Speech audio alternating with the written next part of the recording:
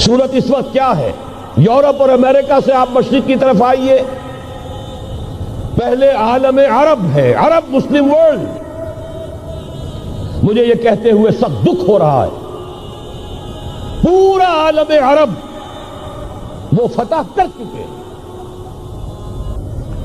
وہ عرب ممالک کے جو اسرائیل کے ساتھ کسی میز پر بیٹھ کر گفتگو کرنے کو تیار نہیں تھے، آپ دیکھ رہے ہیں کہ لائن لگ گئی. کبھی صرف انور سادات نے ریکگنائز کیا تھا، پوری دنیا میں شور مچا تھا، اس پر لعنت ملامت ہوئی تھی. اب تو ایک ایک کر کے وہ شاہ حسن ہو چاہے شاہ حسین ہو، اب تو وہاں سے ویزے ختم ہو رہے ہیں. سعودی عرب اور امارات، انہوں نے جو کچھ کاروباری بندشیں لگائی ہوئی تھی وہ ختم کر دی گئی، ان میں نرمی پیدا کر دی گئی.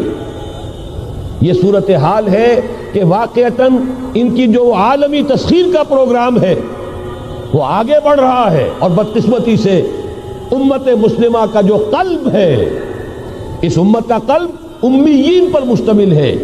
هو الذی بعث فی الامیین رسولا منہم یتلو علیہم آیاتہ ویزکیہم الی آخر الآیہ. حضور بھی امی تھے، انہی میں سے تھے صلی اللہ علیہ وسلم. لیکن آج وہ قلب جو ہے عالم اسلام کا، وہ یہودیوں کے شکنجے میں کسا جا چکا ہے. فرش التراب يضمني وهو غطاء. بہرحال انہوں نے ابھی حال ہی میں پوپ سے بھی ایک فتویٰ حاصل کر لیا ہے کہ یہودیوں پر جرم نہیں ہے، الزام نہیں ہے مسیح کو سولی دینے کا. تاریخ بدل گئی. جو 1900 برس تک ایک تاریخ چلی آ رہی تھی، بیک جنبش قلم پوپ صاحب نے انہیں اس ذمہ داری سے بری. اور آپ نے دیکھا ہوگا حال ہی میں اسحاق ریبین جب یہ واشنگٹن سے واپس آ رہا تھا، جب کچھ وقفہ پڑ گیا تھا، جو مصالحت کی گفتگو ہو رہی تھی پی ایل او کے ساتھ، تو واشنگٹن سے واپس آتے ہوئے پوپ سے مل کر آیا ہے. اب ویٹیکان نے تسلیم کر لیا ہے اسرائیل کو، اور اس کا اب سفارت خانہ ویٹیکان کا یروشلم میں کھلنے والا ہے. میری اس پوری گفتگو کا حاصل کیا ہے؟ انہوں نے 3 pronged اٹیک کے ذریعے سے یورپ کو اور یورپ کے ساتھ اب امریکہ، ان دونوں کو اپنے شکنجے میں کش لیا ہے، فتح کر چکے.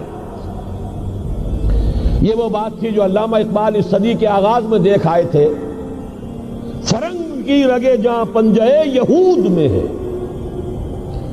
وہ تو صرف ایک قوم تھی، جرمن قوم، جسے کچھ عرصے کے بعد احساس ہو گیا کہ یہودی کس شے کا نام ہے. نتیجتاً یہودیوں کے قول کے مطابق 60 لاکھ یہودیوں کو اس نے قتل کیا ہے. لیکن اس کے علاوہ، جس کو آج کل ویسٹ کہا جاتا ہے، وائٹ اینگلو سیکسن پروٹیسٹنٹس، ان کے اوپر مکمل تسلط ہے یہودیوں کا. وہ یہودیوں کے اعلی کار بنے ہوئے ہیں، سود کے ذریعے سے مالیاتی شکنجے میں جکڑا ہوا. فیڈرل ریزرو فنڈ جتنا بھی امریکہ کا ہے، یہ سرکاری بینک نہیں ہے، یہودیوں کے نجی ادارے ہیں. اور دنیا کی سب سے بڑی مقروض حکومت جو ہے وہ امریکہ کی ہے. یہودی قرض خواہ ہے اور امریکہ کی حکومت ان کی مقروض ہے. اسی لیے کہا ہے نکسن نے اپنی کتاب میں کہ کوئی پریزیڈنٹ نہیں ہے امریکہ کا جو یہودیوں کی رائے کے خلاف چل سکے. اس نے یہ بات کہہ دی اور لکھ دی، کھل کر لکھ دی، اپنی کتاب میں لکھ دی. بہرحال اس کے ضمن میں جو انہیں آخری کامیابی حاصل ہوئی، اعلان بالفور 1917، یہودی آباد ہونے شروع ہو گئے. اور اصل میں اسی کے لیے خلافت کو منسوخ کرایا گیا. سلطان عبد الحمید، اگرچہ یہ ترکی خلافت جو ہے مرد بیمار کمزور، پھر بھی وہ مسلمانوں والا جذبہ اتنا تھا، انہیں بڑی سے بڑی رشوت پیش کی گئی تھی. ظاہر بات ہے یہودیوں سے بڑھ کر رشوت دینے والا کون ہو سکتا ہے. جن کے ہاں ایسے بینکر ہوں جو 40 بلین ڈالر کا ایک چیک لکھ سکیں. پھر یہ کہ ان پر سیاسی دباؤ بہت ڈالا گیا. انہوں نے جب تک خلافت عثمانیہ برقرار رہی یہودیوں کو فلسطین میں آباد ہونے کی اجازت نہیں دی کہ جو معاہدہ کیا تھا حضرت عمر نے رضی اللہ تعالی عنہ، خلیفہ ثانی نے، خلیفہ راشد نے، ہم اس کے پابند ہیں اور ہم یہاں یہودیوں کو آباد ہونے کی اجازت نہیں دیں. لہذا انہوں نے اس خلافت ہی کا بستر طے کرایا، اس لیے کہ نہ رہے بانس نہ بجے بانسری، نہ مسلمانوں کی وحدت ملی کی کوئی علامت دنیا میں باقی رہے اور نہ مسلمان کسی مسئلے پر جمع ہو کر کوئی موقف اختیار کر سکے. اعلان بلفور کے نتیجے میں آباد کاری شروع ہوئی. 1948 میں اسرائیل قائم ہو گیا، معجزہ ہو گیا. 1967 میں اس کی توسیع ہو گئی. اس میں ایک بات اور بھی عرض کر دوں، یہ سارا کس طور سے ہوا ہے کام؟ آپ نے زائنزم کا نام تو سنا ہے، صہیونی تحریک. خود اس کا جو بابا آدم تھا، آرڈر آف الومیناٹی، 1776 یکم مئی یہ نظام قائم کیا وائساپ نے، اور اس نظام کے تحت فری میسنری اور lodges of the great Orient قائم کیے گئے. یہ سارا ہتھ کنڈا وہ ابلیسی نظام، اس کی تفصیل ایک کینیڈین آتھر نے لکھی ہے کتاب میں، پونز ان دی گیم. یہ سارا دھندا ایک شیطانی چکر ہے، ابلیسی چال ہے، اور اس کے ذریعے سے اسرائیل قائم ہوا اور اس کی توسیع بھی ہوئی 1967 میں. اب یہاں تک پہنچنے کے بعد ان کے پیش نظر بقیہ دنیا کی تسخیر اور اسے فتح کرنے کا معاملہ ہے، اور سب سے بڑھ کر اسلام کی بیخ کنی اور اس کا راستہ روکنا یہ ان کے پیش نظر ہے. یریدون لیطفئوا نور اللہ بافواہہم. صورت اس وقت کیا ہے؟ یورپ اور امریکہ سے آپ مشرق کی طرف آئیے، پہلے عالم عرب ہے، عرب مسلم ورلڈ. مجھے یہ کہتے ہوئے سخت دکھ ہو رہا ہے، پورا عالم عرب وہ فتح کر چکے. وہ عرب ممالک کے جو اسرائیل کے ساتھ کسی میز پر بیٹھ کر گفتگو کرنے کو تیار نہیں تھے، آپ دیکھ رہے ہیں کہ لائن لگ گئی. کبھی صرف انور سادات نے ریکگنائز کیا تھا، پوری دنیا میں شور مچا تھا، اس پر لعنت ملامت ہوئی تھی. اب تو ایک ایک کر کے، وہ شاہ حسن ہو چاہے شاہ حسین ہو، اب تو وہاں سے ویزے ختم ہو رہے ہیں. سعودی عرب اور امارات، انہوں نے جو کچھ کاروباری بندشیں لگائی ہوئی تھی وہ ختم کر دی گئی، ان میں نرمی پیدا کر دی گئی. یہ صورتحال ہے کہ واقعتاً ان کی جو عالمی تسخیر کا پروگرام ہے وہ آگے بڑھ رہا ہے، اور بدقسمتی سے امت مسلمہ کا جو قلب ہے، اس امت کا قلب امیین پر مشتمل ہے. هو الذی بعث فی الامیین رسولا منہم یتلو علیہم آیاتہ ویزکیہم الی آخر الآیہ. حضور بھی امی تھے، انہی میں سے تھے صلی اللہ علیہ وسلم. لیکن آج وہ قلب جو ہے عالم اسلام کا، وہ یہودیوں کے شکنجے میں کسا جا چکا. اکثر وہاں کے جو حکمران ہیں امریکہ کے ایجنٹ ہیں، اسٹوجز. یہ حالات جہاں تک عالم عرب کا تعلق ہے تلخ حقائق ہیں جو بیان کر رہا ہوں، اس لیے کہ آپ کے سامنے رہنا چاہیے. یہ جو اقبال نے کہا کہ دنیا کو ہے پھر مار گئے روح و بدن پیش، ابلیس نے پھر اپنے درندوں کو ابھارا، اللہ کو پا مر دیے مومن پہ بھروسہ، ابلیس کو یورپ کی مشینوں کا سہارا. یہ دوبارہ ایک بہت بڑے پیمانے پر حق و باطل کا گھمسان کا رنگ پڑنے والا ہے.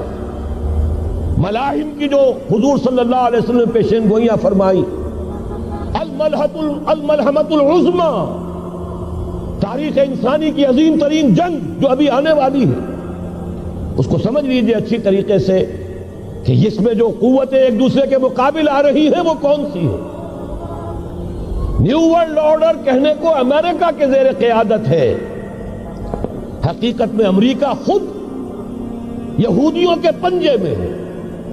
یہ وہی ابلیسی طاقت ہے جو آگے بڑھ رہی ہے. عالم عرب کو فتح کرنے کے بعد اب ان کے پاس اگلا عالم اسلام کا حصہ ہے غیر عرب مسلم ورلڈ.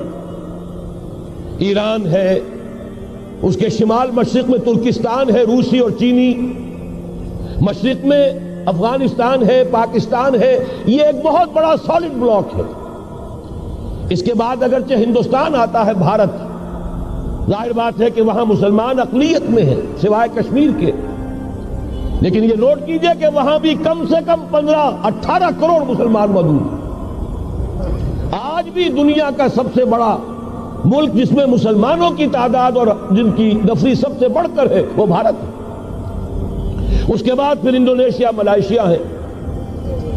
اس سے آگے ہے پھر فار ایسٹ، ابھی انہیں فتح کرنا ہے. نیو ورلڈ آرڈر کا یوں سمجھئے کہ ابھی یہ ہارڈ نٹ ٹو کریک، ابھی ایک لوہے کا چنا ہے چائنا کی شکل میں موجود. اور مجھے یاد آ رہا ہے ڈی گال کے الفاظ بہت سے لوگوں نے سنے ہوں گے. اس نے کہا تھا کہ ہم نے خام خواہ روس کو اپنا دشمن بنا لیا ہے. وہ تو ہمارا بھائی ہے، وائٹ ریسس، وہ تو بنیادی طور پر یورپین قوم ہے. Beware of the yellow masses of the east. تمہیں گھبرانا چاہیے، تمہیں خبر لینی چاہیے. وہ مشرق بعید کے جو زرد رو لوگ ہیں، China, Indochina, Japan, yellow race.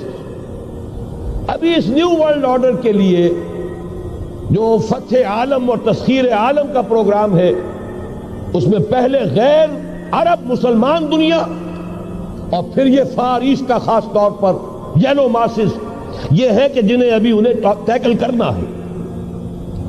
اور اسی لیے میں عرض کرنا چاہتا ہوں، حقائق ہمارے سامنے رہنا چاہیے. یہ 45 برس کے بعد امریکہ کو کیسے خیال آ گیا کہ کشمیر کا مسئلہ واقعی ہے؟ ساقی نے کچھ ملا نہ دیا ہو شراب میں.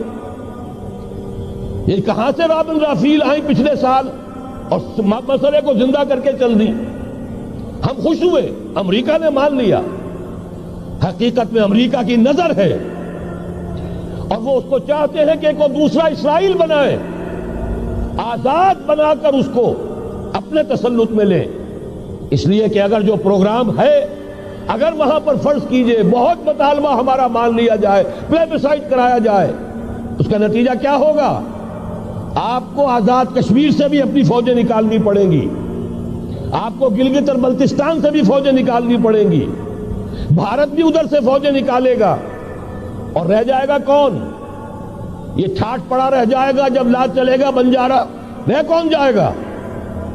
پھر تو وہی راج کرے گا جو یو این او پر قابض ہے. اور پھر ظاہر بات ہے کہ اس کے پاس دولت کے انبار اور جو بھی ان کی چالاکیاں اور ہوشیاریاں ہیں، ہو سکتا ہے کہ وہ اسے ایک نئے اسرائیل کی شکل دے دیں.